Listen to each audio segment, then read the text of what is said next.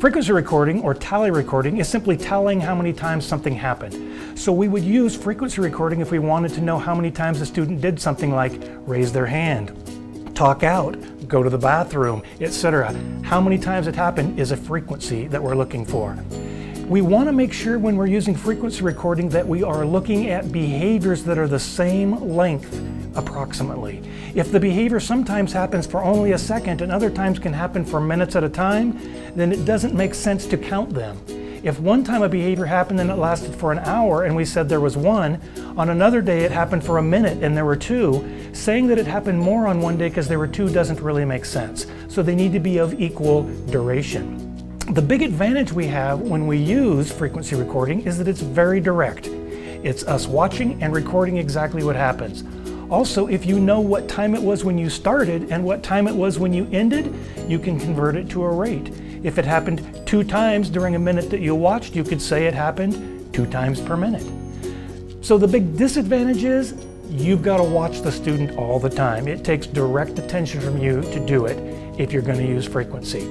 Material-wise, it's pretty simple. You need a pencil and paper to tally, or you need paper clips that you put in one pocket and pull them out every time one happens and put that in the other pocket. Count them up later.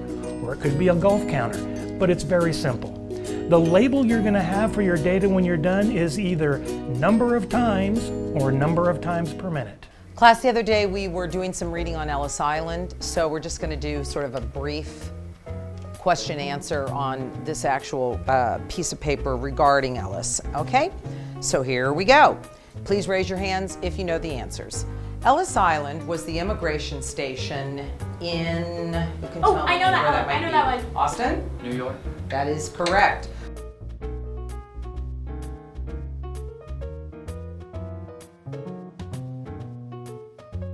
Over 12 million immigrants from all over the world entered the When's country lunch? through Ellis Island. The island that is now Ellis Island was purchased by a local resident named Oh, I know. Anybody? Can you repeat? Evan. Samuel Ellis. That's correct, in 1774. When immigration became the responsibility of the federal government in the late 1800s, Food. officials wanted a federal immigration station to be built on Ellis Island. Okay, so as you saw on the form, when you're done with this at the end of the observation period, all you're going to do is count up all those paper clips or count up all those tallies, and you're going to put them on the form in the blank.